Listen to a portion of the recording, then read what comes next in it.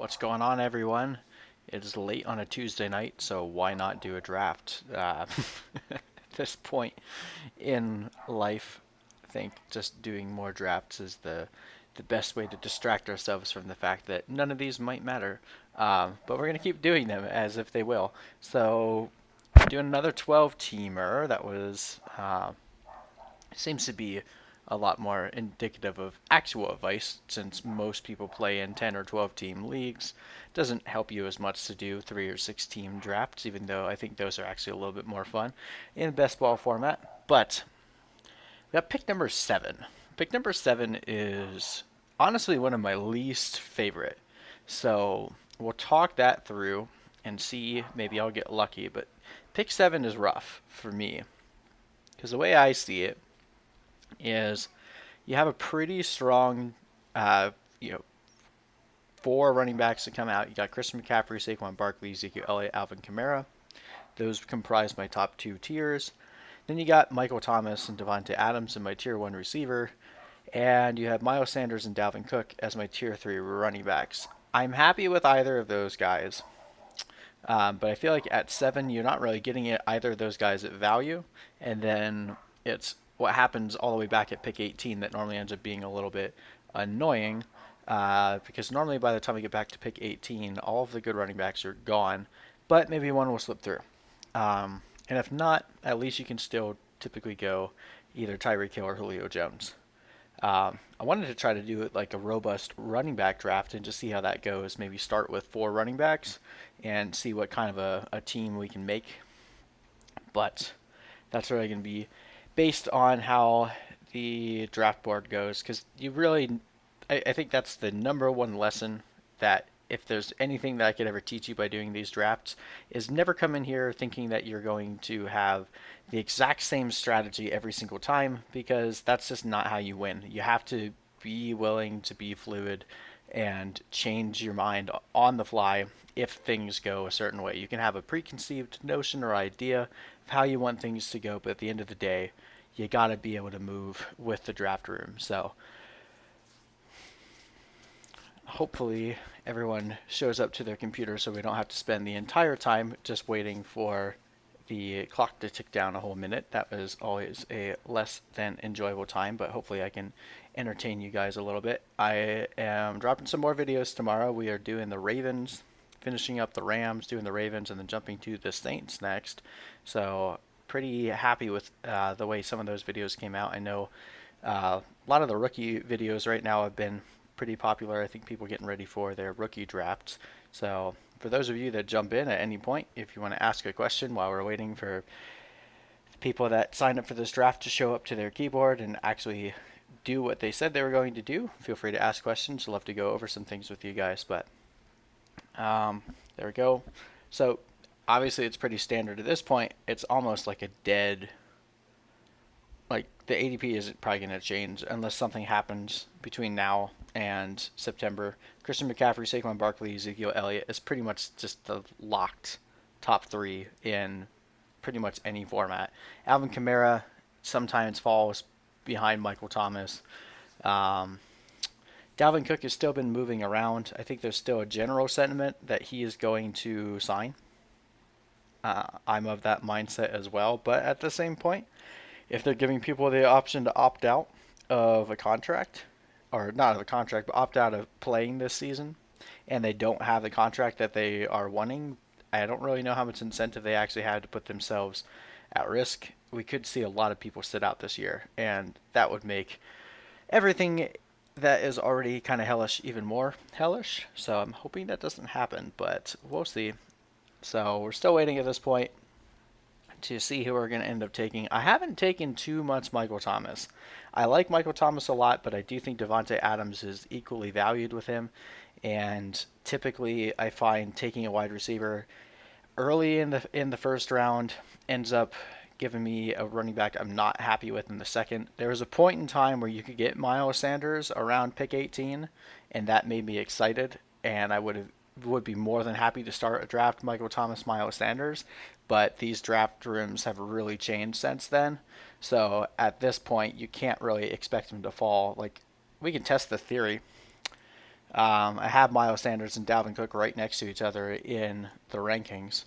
Um, so let's take Dalvin Cook. I haven't taken him in a while. I still trust that he's going to be able to get a deal done with Minnesota. I think they really want him to stay there for a while, but I don't. Oh my goodness, Lamar Jackson at pick 8.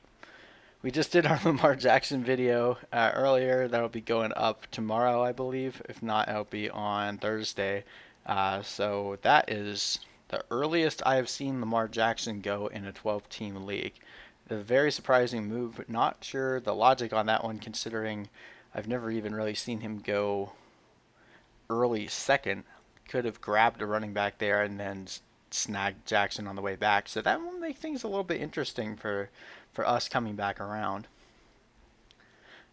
Normally, just being honest with you guys, if this was an actual draft that I was going to be running the entire year and I wanted to just make sure, I would have probably actually taken Miles Sanders. I have him ranked ahead of Dalvin Cook right now, and I know I'm a little crazy with that, but I really trust Miles Sanders a lot this year to see a massive carry count increase with the lack of other running back depth on that team and just the way that he was used over the back half of the season.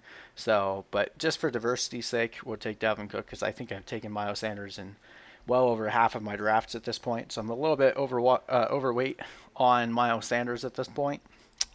So, as we can see, he went in the first round. I really, really loved getting Miles Sanders in the second round. That was my favorite time of life in terms of fantasy. So it's frustrating that that never happens anymore. But I think with the Lamar Jackson pick, we might still be able to snag a tier 5 running back coming back. Tyreek Hill going there definitely helps us out. Still got Aaron Jones, Josh Jacobs, and Austin Eckler. Or Julio Jones. We could always go Julio Jones. Nope, we're not going to go Julio Jones. Well, at least we're going to get one of the running backs or a pick of the tier 1 tight ends. We did do a tight end early last time, so I think we'll go running back here. I'm just going to go with the running backs that I typically... I'm not fading Dalvin Cook. I am on the fence about Austin Eckler, and I'm a little bit concerned about his workload on that team.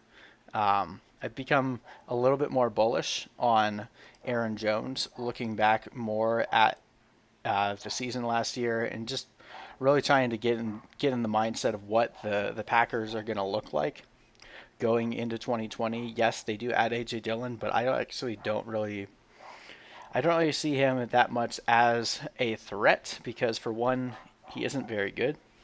And two, Aaron Jones was incredibly efficient last year, not in an unsustainable way either. He's just a really good running back.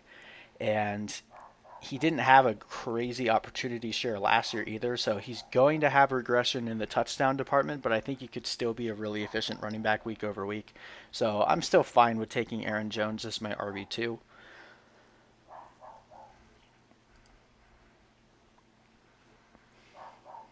So you see both the tight ends go in the second round this time. That's more typical I've seen. So used to seeing the tight ends go a little bit earlier, and I think this will probably be closer to what you can expect in like a normal league that you guys are playing, tight ends going around that 2-3 turn.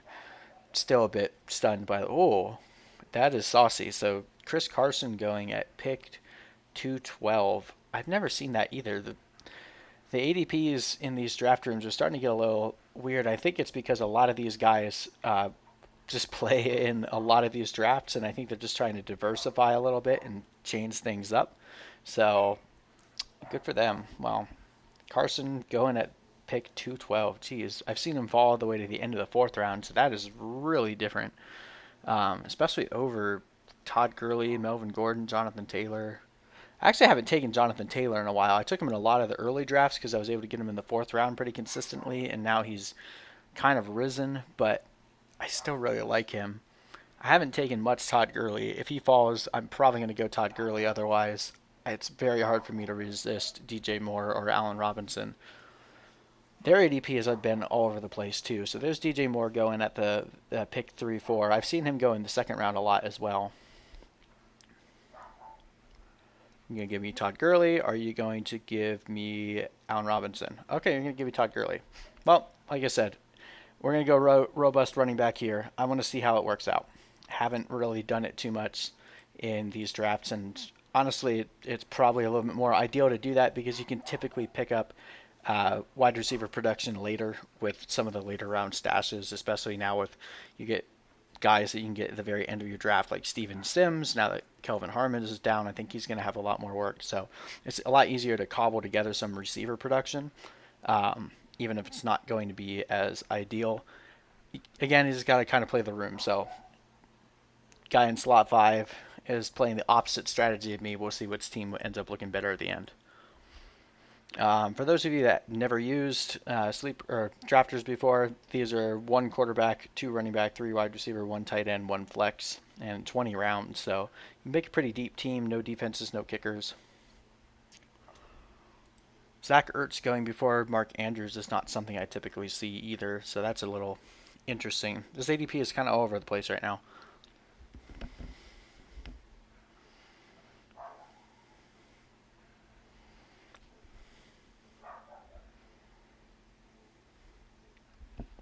As I said, Jonathan Taylor keeps going earlier and earlier, which is fine. I get it. I understand.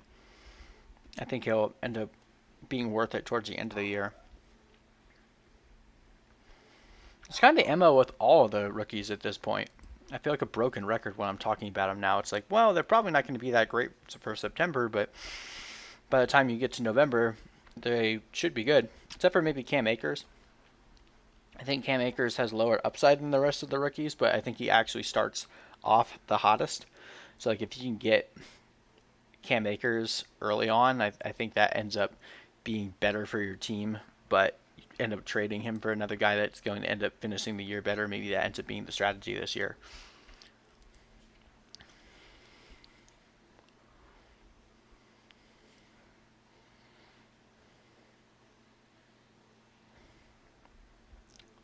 Let's just do like a super OCD draft. Take like 4 running backs in a row and then hammer wide receiver. Unless I don't get someone to fall here. Who's even left? David Johnson is gone. James Conner is still there. Le'Veon Bell.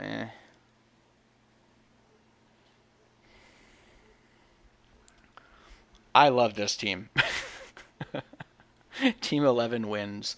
Miles Sanders, Tyreek Hill, Allen Robinson, Robert Woods. That is a great start. Hats off. And it's not even that hard to do, man. Like Allen Robinson is so criminally disrespected. Like it doesn't even make sense to me how much people hate him. And I know he's going in the 3rd round, but still, like he finished as a top 12 receiver last year, and most likely going to do it again. All right, so the 2 running backs I could have potentially thought to take here, Le'Veon Bell and James Conner, are gone. So kind of destroying our 4 running back start here. I'm not going to go Cam Akers. I think I might be able to get him in the 5th round. And Odell Beckham fell. I think Odell Beckham has a rebound year, and if I can get him in the 4th round, a potential guy to finish in the top 5 at the wide receiver position. I think the Browns are going to be a lot better team this year. Everyone is burned by what they did last year. That now they're pushing them down far way too much. So if I can get Odell Beckham in the 4th round, I'm going to take that virtually every time. I like Calvin Ridley too and AJ Brown, so I wouldn't have been too disappointed with taking either of those guys. But I have Odell Beckham at the top of that tier.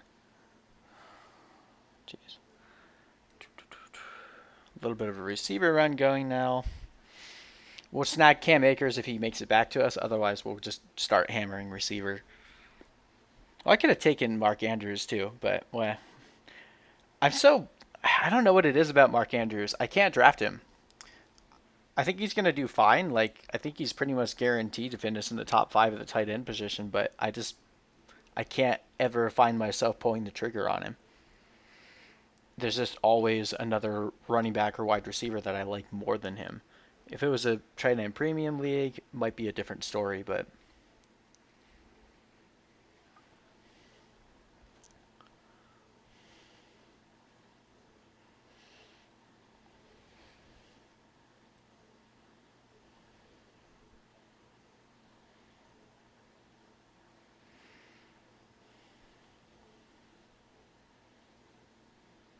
I like this team a lot too. George Kittle, Amari Cooper, AJ Brown, at least for best ball.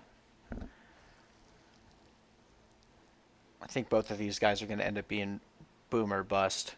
AJ Brown, I mean, unless he sees a massive uptick in targets, if that team passes the ball a lot more, he could be a lot more consistent. But I feel like AJ Brown in a best ball format is probably going to be a little bit more user friendly, I guess is a good term. All right, if Cam Akers falls here, we'll take Cam Akers and screw up the OCD-ness of our draft board here. But if Cam Akers isn't there, most certainly going to go wide receiver, or he's probably not gonna make it back here. But if Mark Andrews is here, I think I might get my first share of Mark Andrews, because if you can get him at the 5th round, he normally goes in like, okay, there you go. He like normally goes in the 3rd round. So I'm like, all right, there's no way he's gonna fall, right? So my next pick is either going to be DJ Chark or Cam Akers, and this guy can decide for me who he wants me to take. If he doesn't take either of those guys, for the sake of the robust running back, we're going to take Cam Akers. And then we're probably going to punt running back for a very, very long time.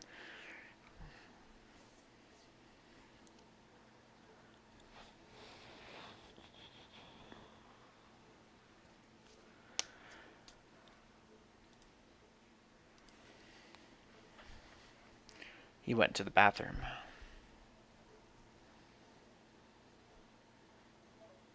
Oh, takes Devontae Parker. Well, I don't want to punt DJ Chark, but I want Cam Akers. Are we going to pivot already? Yeah, screw it. We're going to pivot. DJ Chark, I don't own enough of him, and I think his upside is insanely high. That team is going to be garbage. Defensively, they're going to be garbage, and they're going to have to throw the ball like crazy. Gardner Minshew is a bit underrated, and DJ Chark is his number one man. There's going to be a lot of passing volume and just playing catch up all the time. So, absolutely love DJ Chark this year. So, I'm pretty happy with the start to this team. I mean, if Dalvin Cook doesn't play, I'm screwed. But maybe I'll just grab Madison in the 10th round if he's there. But Aaron Jones, Todd Gurley, I think both of those guys carry plenty of upside, plenty of weekly upside. And then Odell Beckham, DJ Chark, both guys that are a bit devalued right now that could massively outperform their ADP.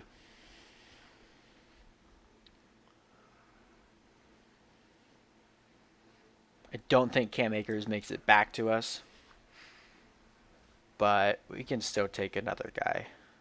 I'm looking at.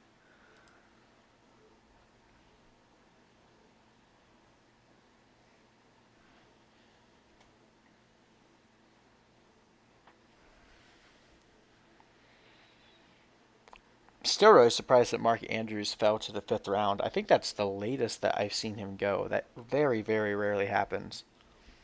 Terry McLaurin is another guy I was looking at in with my pick as well.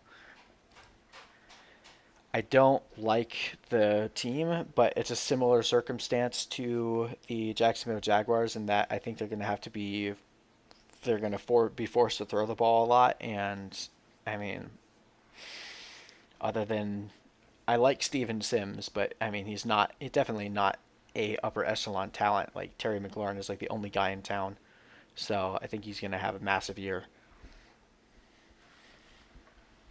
So of course Cam Akers went as we had potentially expected, and Kareem Hunt was the other guy that I was looking at, so I'm a bit disappointed. This guy's just killing it. Like I like his draft so much right now. Miles Sanders, Kareem Hunt, Tyreek Hill, Allen Robinson, and Robert Woods. This is like what my main strategy would be if I was drafting at pick 11 in a normal league outside of best ball.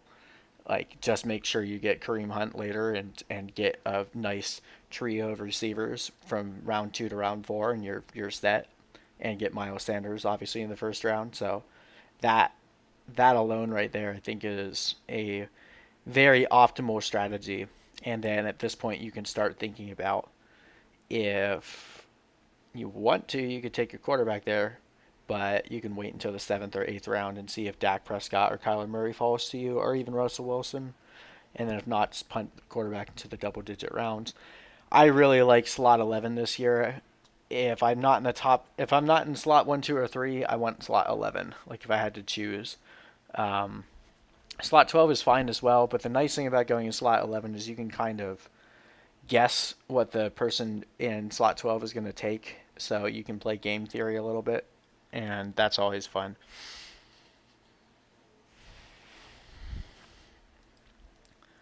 This wide receiver tier is drying up pretty quickly. I still see T.Y. Hilton there.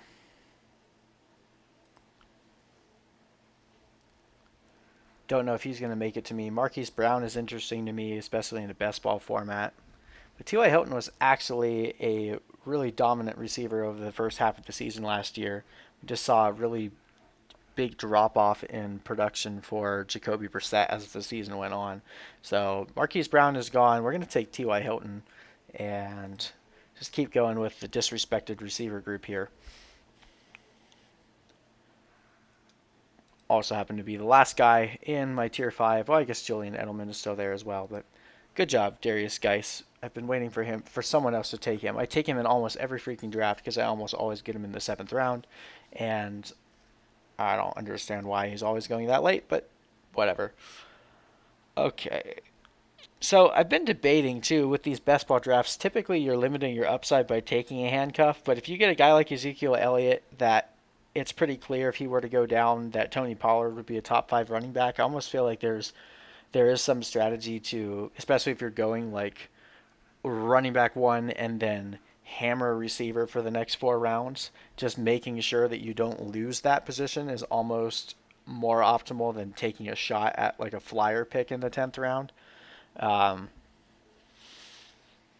so I'm wondering if that's the same strategy I should employ with Madison. The problem with Alexander Madison is his ADP has just been creeping up, but it's also, I guess I shouldn't say it's been creeping up. It's been slowly sliding back down.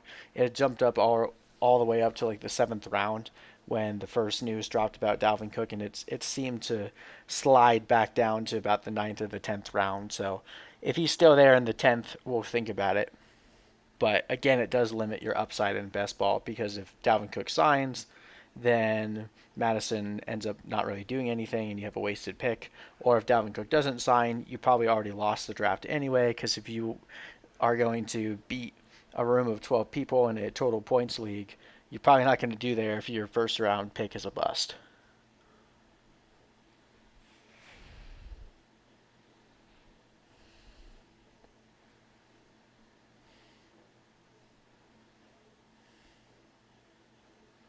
Kerryon Johnson in the 7th is also early. I was a bit surprised. Why would you take Kerryon Johnson over J.K. Dobbins? You hurt me, team two. I really liked your team, and then when you go and pull a stunt like that, and you just destroyed my faith in you.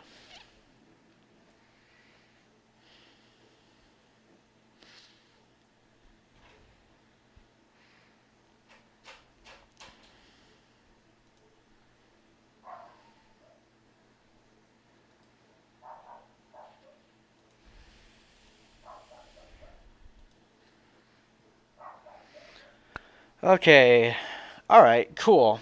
So I've pretty much said at this point, I'm not really looking at Patrick Mahomes or Lamar Jackson unless I can get them in the 4th round, and that never happens. But if Kyler Murray or Dak Prescott fall to me in the 7th, it's automatic.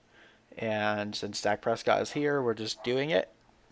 I think his upside is absolutely insane, especially he's continuing to try to prove to the Dallas Cowboys that he's worth Patrick Mahomes' money. It's not looking like he's going to sign a deal, so he's going to be on that franchise tag.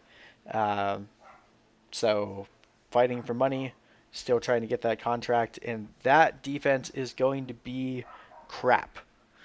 They're going to have to score a ton of points if they want to be able to win anything this year, and it's not like the NFC East is really a beacon of really good teams. So I think the Cowboys are going to be one of, if not the highest scoring team this year, and Dak Prescott is going to be the engine behind a lot of that. So absolutely love Dak Prescott this year. Anytime I can get him in the 7th round, I am Totally happy to do so.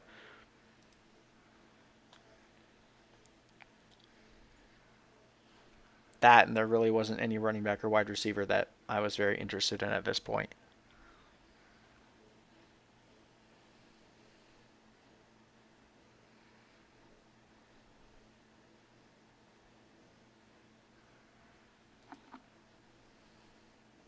A pretty decent tier of wide receiver, of tier 6 wide receivers.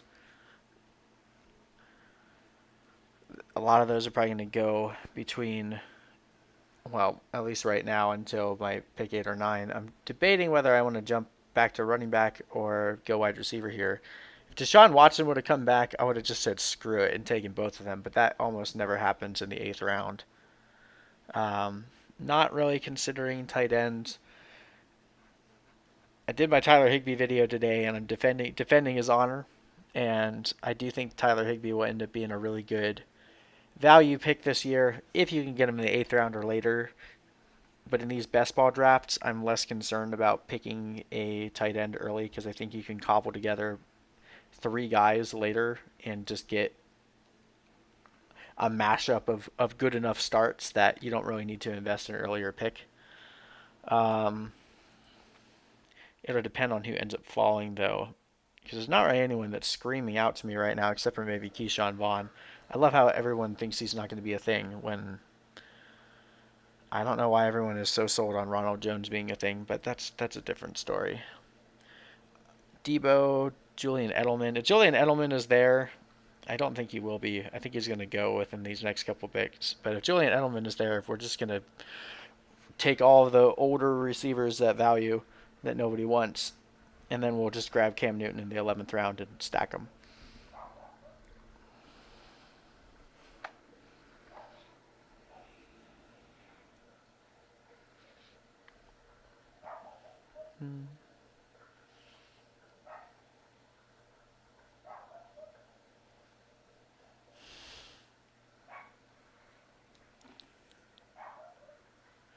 And now we don't have to worry about Tyler Higbee because he went off, and then there's Hunter Henry. So people are going on a tight end kick right now. I'm just going to continue to punt the position. Can worry about them in a few rounds. Not really anyone that's screaming out to me right now. I like Gronkowski. I like Gesicki. I like Cook. I like Hawkinson. I like Jarwin. Oh, you took Madison from me. Well, just kidding. I don't really care. Let's take Julian Edelman. Finished last year as a top 10 wide receiver, and yes, I do think he's seeing his efficiency go down, but I do believe in Josh McDaniels and Bill Belichick to ultimately be able to use Cam Newton to his strengths. And Cam Newton was incredibly accurate in 2018, the last time he played 14 games. So getting him in the 8th round just feels like cheating. At this point, I'm very happy with this quad of receivers. And yeah, there might be some fragility here, but anyone can get hurt. We're going for upside here, and I think we got it in pretty much every round at this point. So we might look at tight end in the next round unless Keyshawn Vaughn falls to us. If Keyshawn Vaughn falls to the 9th round, I don't get it. I don't understand why people don't like him, but I'm gonna keep playing that market until people wake up. Tevin Coleman's interesting too. I don't think that Raheem Mostert is going to end up getting traded. I don't really see any team going out and trying to acquire him. Um, I mean, he was good last year, but I think the NFL recognizes that he was a product of the system and not anything else. So I think that Tevin Coleman is still a value, but I liked him better when I could get him in the 9th or 10th round. So if he's going to jump up to like 7th or 8th round, I'm probably going to end up keep doing what I'm doing here, where I target guys like Dak Prescott or receivers in the tier with Julian Edelman.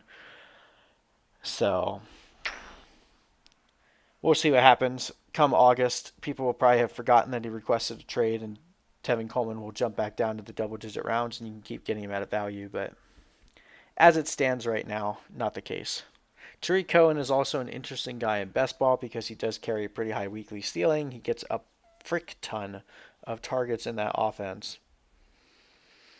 Um, and I don't really see it changing because they didn't really do anything to change the landscape of the pass catchers.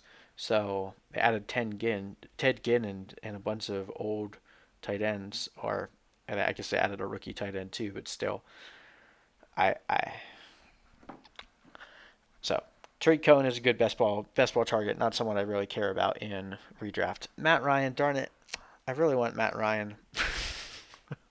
It wouldn't have worked anyway because I can't pair him with Dak Prescott at week 10, so I'm not going to get too fussy over it. Oh my gosh.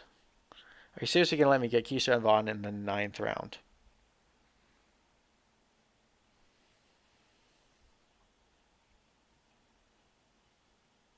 Maybe.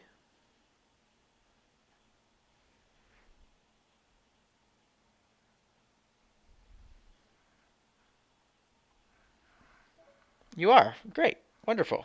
Thank you for taking a backup.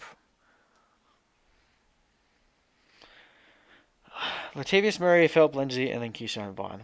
What the heck? I don't get it. I don't understand. But oh well. More for me. We might start looking at tight end here. I love Mike Gesicki so much. And there's a lot of tight ends on the like every team after me has a tight end already. So unless they're jumping up for a second or this guy with a third tight end, might be able to grab Mike Gesicki in the 10th round. I'm pretty happy with that.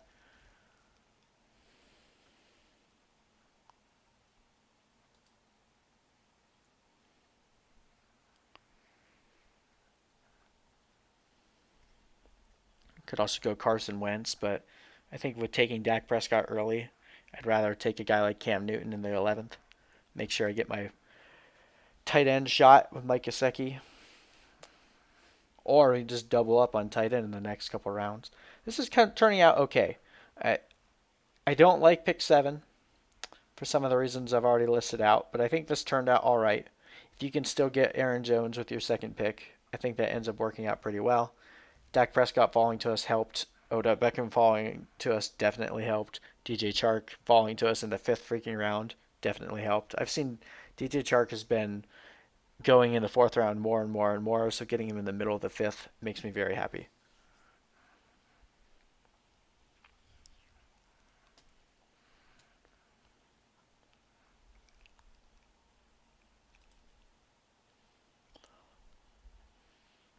Sneaky Duke Johnson pick there. Love it.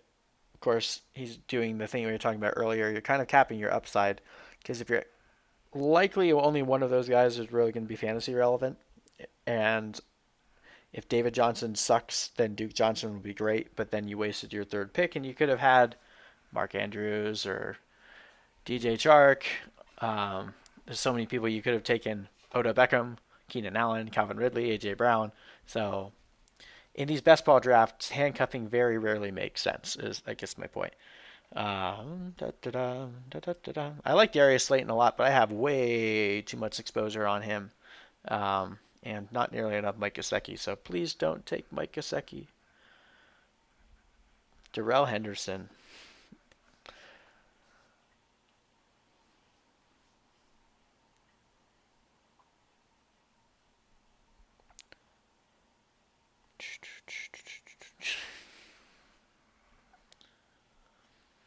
Probably start cutting these streams off once we get into round 14. They don't. It gets pretty boring pretty fast once we get to the absolute dirt of these drafts. So for the sake of time, probably start cutting them off sooner. But we'll keep going. There's still some pretty interesting players on the board here. I am going to be the last person to draft a tight end, it appears. Oh no, maybe not. The guy right next to me hasn't taken a tight end either. So hopefully, well, we'll see if he wanted Mike Gesicki, but I do. Bam. So now that's our starting lineup. We've got Dak Prescott, Dalvin Cook, Aaron Jones, and Todd Gurley at flex, and then our three wide receivers are Odell Beckham, DJ Chark, T.Y. Hilton.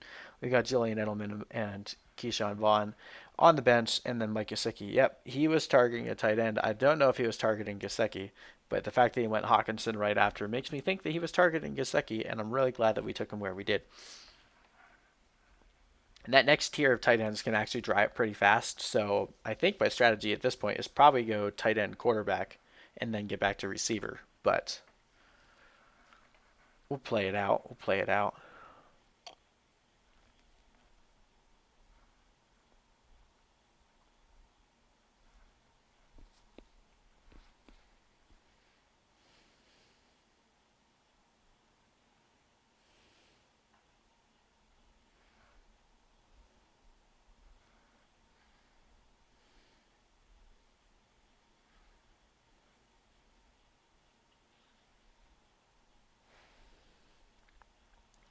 So I'm not sure how I feel about Antonio Gibson. I do think that he could end up being a value this year, but I believe in Darius Geis still.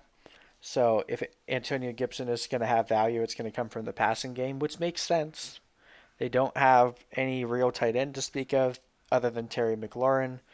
Steven Sims is there, but I don't really think much of Antonio Gandy Golden. Kelvin Harmon just tore his ACL. So they do need pass catchers. They have a million running backs there. So I don't know if he'll actually see the volume that he needs to be fantasy relevant, but it's worth a shot, especially in a best ball league where you can get him in the 10th round.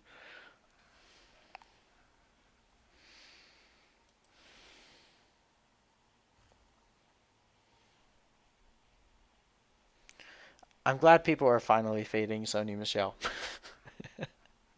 Although I might have to rescue him if he falls to me in the 11th round because he's at least going to be usable for some weeks. And going that far might be a little ridiculous.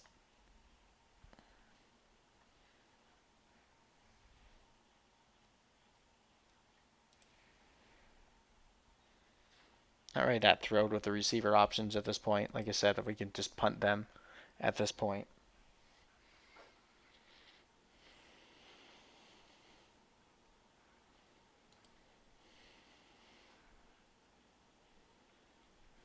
I just don't like Sony Michel, like at all.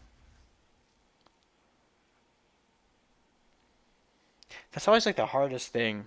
That's one thing I admit is still a weakness for me, is when you're in a draft and a guy is falling that you don't like, and you're like, frick my life, why is a guy that I don't like falling?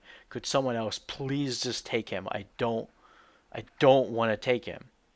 But you almost have to because there's no reason like that Sony Michel should be falling to the 11th round, right? Like he's not great by any means, but he's going to put up some RB2 games and find his way into your flex spot every now and then. And he makes a good bye week proposition because he's probably going to get a lot of touchdowns this year, even if he's not going to be a massive yardage carrier. I don't know. I also really like Jonnu Smith, and I'm trying to talk myself into doing that. So can you please take guy at slot 6? Please take Sony Michel so I can take another tight end.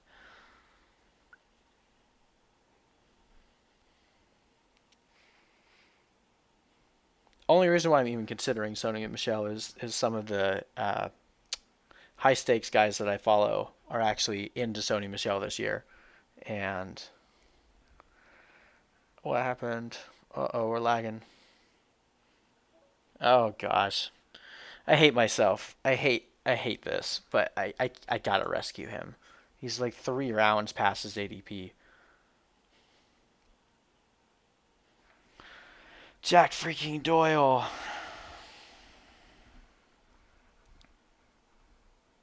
Now I don't have to worry about running back. I think I can be done with 5. No, Janu. I'm sorry. That's frustrating.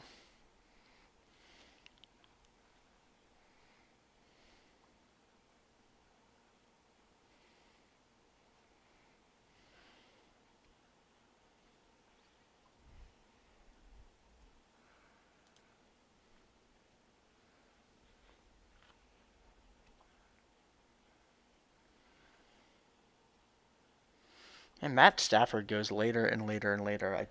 That one I don't understand either. Quarterbacks are starting to get decently thin. Aw. Blake Jarwin was who I wanted. Shoot. I hate you. I hate you, Sony Michelle. Dallas Goedert is the only tight end left in this tier, but I don't really care for him all that much either.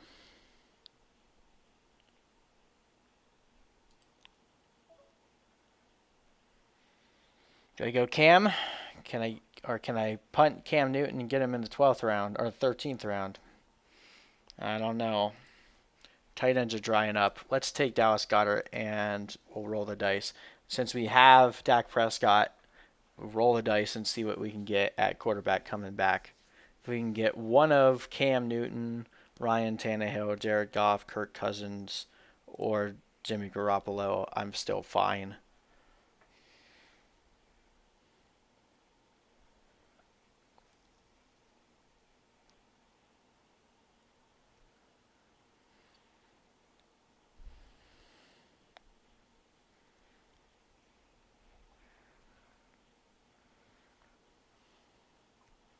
I want this receiver run to just keep going.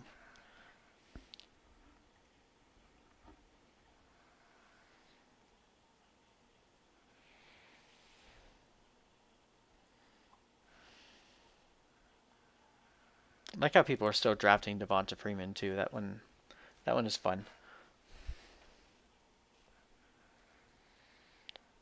Like, is he actually going to play anywhere? He just fired his agent, or actually, no, I think his agent fired him uh, after he turned down a deal in Seattle.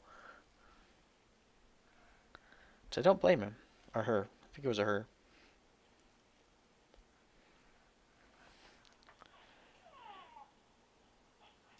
This guy grabbed Deshaun Jackson and Jalen Rager and Darius Slayton. That's an interesting strategy. I don't hate it either. Deshaun Jackson's probably only going to get 4 games before he's hurt, but he'll be very productive in those 4 games. I like this guy's team decently so for taking a quarterback in round 3. He got enough high upside receivers, and he grabbed both Mark Ingram and J.K. Dobbins. That's an interesting strategy as well. I've been wondering what the heck. I've really been wondering about that in terms of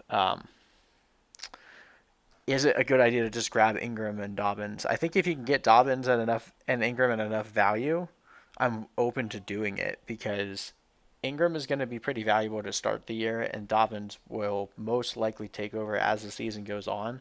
And especially in a best ball league where you never have to choose when to start them, I do think that's actually a rare moment where I would draft both guys. Like, I would also consider taking both Nick Chubb and Kareem Hunt, even in a normal league, because I think they'll both be usable. And that's the thing that I feel like people forget is you can have two fantasy relevant running backs on a team. I mean, we saw it with the Chargers last year. Both Austin Eckler and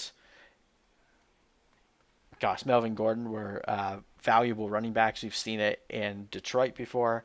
Okay, so Ryan Tannehill went, but guess who made it back to us? Throwing up my party hat right now. You're freaking Cam Newton, I think. Did I miss it? Is he here? Yes. Yes. Stack Cam Newton, Sony Michel, and Julian Edelman. We're all in on the Patriots offense. Figure it out, Bill Belichick. Figure it out, Josh McDaniels. We know you can turn that offense into a very valid and vibrant offense with the likes of Cam Newton going all in.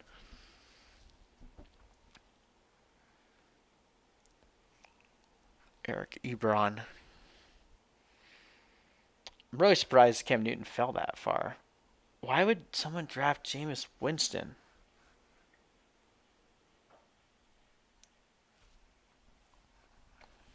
I'm shrugging my shoulders. You guys can't see me. All right. So this next pick is either going to be a quarterback, a tight end, or a receiver. I'm not looking at running back much anymore. I'm pretty set with what I have, and there's not really anyone else that really interests me at this point. Um, there's still a couple of tight ends that I'm interested in, Irv Smith, but I think I might be able to sneak him into the 15th. Um, and if I could grab another quarterback here, get Jared Goff, that would be a really cool trio because all those guys are going to have boom weeks. But I'm also looking at Sammy Watkins, and I know it's gross, but if you could have Sammy Watkins for only the games that he does well, that's what makes these best ball drafts great. Let's see what happens because we still have Jared Goff is gone, so that makes me sad. Yeah, that was pretty much who I was hoping would fall. Not really that excited for Kirk Cousins. Jimmy Garoppolo's okay. I like Teddy Bridgewater, but I don't think I need to take him this round.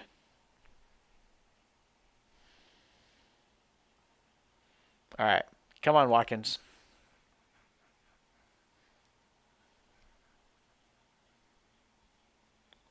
Antonio Brown. That's also another name in these best ball drafts. You can just take him and then pray that he gets signed. I actually totally forgot that he was even there. I should have taken. Well, I would have taken him had he fallen, but oh well. Back to Sammy Watkins. Hope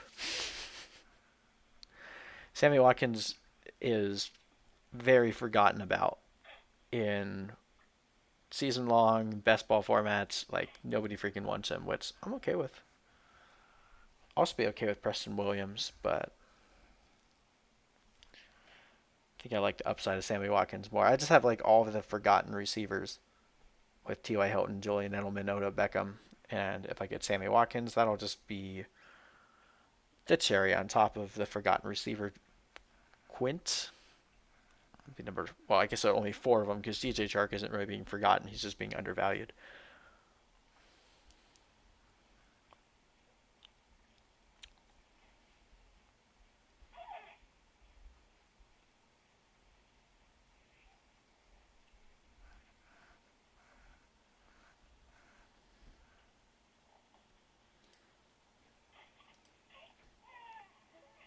I hate you. Why do you hate me? Hmm. Okay. I'm gonna punt tight end. So I'm gonna go quarterback. No. Let's do Preston Williams. I don't think I have any Preston Williams yet.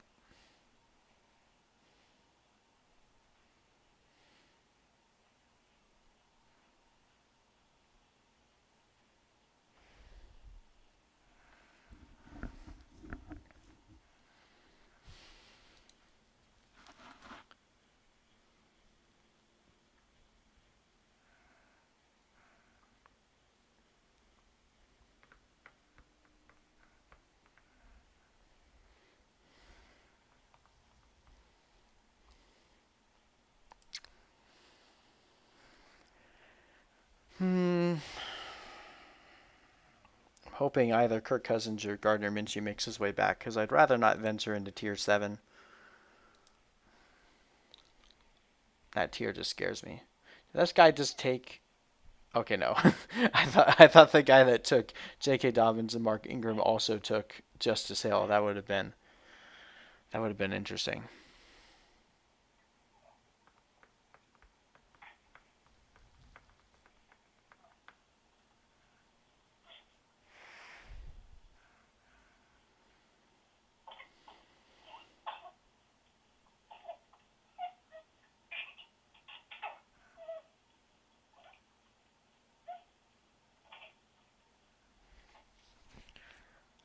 Greg Olson is also being forgotten about. I don't know if he's going to be any good in Seattle.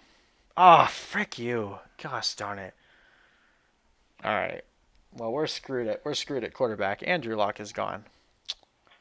Well, looks like we're going to be taking Dwayne Haskins or something later. Um, Irv Smith is still there. I like Irv Smith a lot. Plenty of wide receivers to still pick apart. Let's just finish up the tight end. I don't want to punt it anymore. So get our third guy.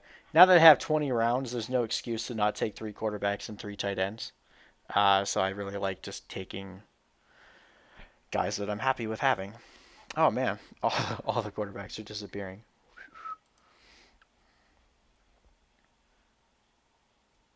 Might end up with only 2 quarterbacks if this continues.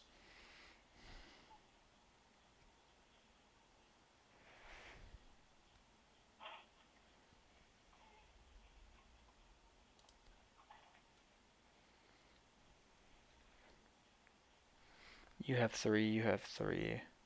You have 1. That's Mahomes. You have 3. You have 3. You have 2. I have 2. You have 3. 2. 2. 2. 2. So yeah, there's still plenty of people who need a third quarterback.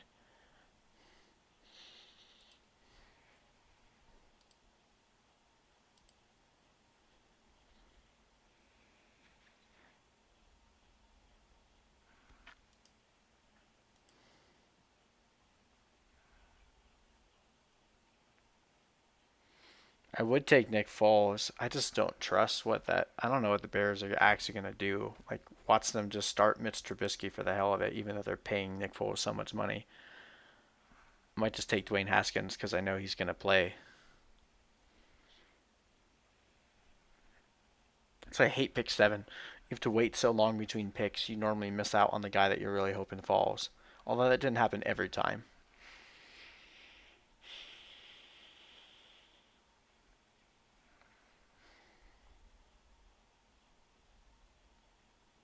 Oh my gosh. Well, Nick Foles it is. God, gross.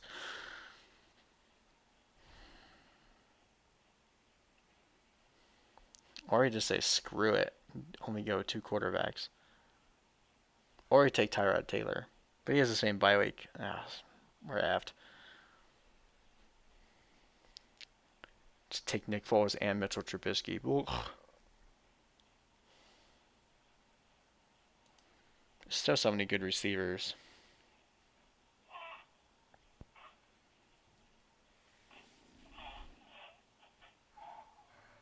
We already have 5.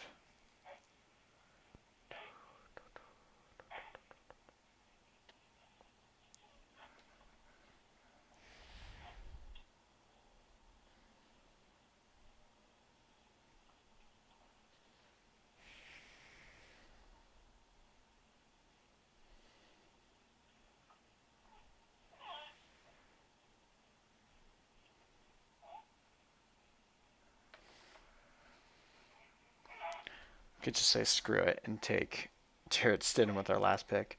I don't have any Michael Pittman yet, so we're going to take him. He's falling too far.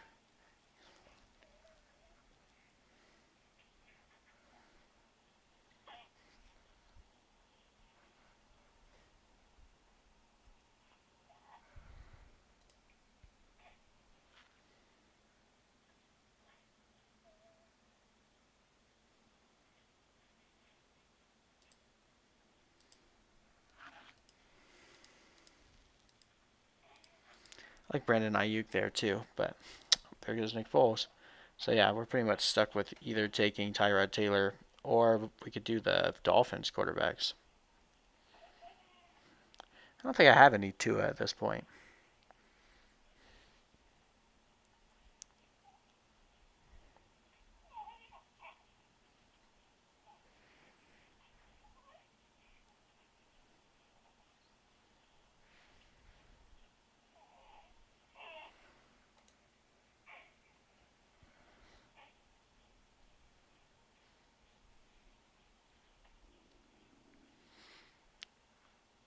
Well, I think at this point everyone is kind of grossed out by the remaining choices here. So I'm going to call it on the stream, but we'll recap what we've got thus far. So again, Dalvin Cook, Aaron Jones, Todd Gurley, Odell Beckham, DJ Chark, T.Y. Hilton, Dak Prescott, Julian Edelman, Keyshawn Vaughn, Mike Gesicki, got Sony Michel, Dallas Goedert, Cam Newton, Preston Williams, Irv Smith, and Michael Pittman.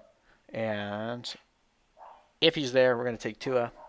And then, for the hell of it, if he comes back, we'll grab Ryan Fitzpatrick and just make sure we get that quarterback in Miami. If not, we'll probably just say screw it and leave it with Tua, Dak, and Cam. And just take wide receivers for the rest of the draft. But I'm going to call it, guys. It's getting late. But I appreciate you stepping in. And hit me up in the comments if you watch the replay of this. Let me know if you guys have any questions. And we'll see you in the videos we post tomorrow. Oh, you get to watch me draft Tua before I sign off. So there's Tua. Welcome to the squad. And we'll see you guys later.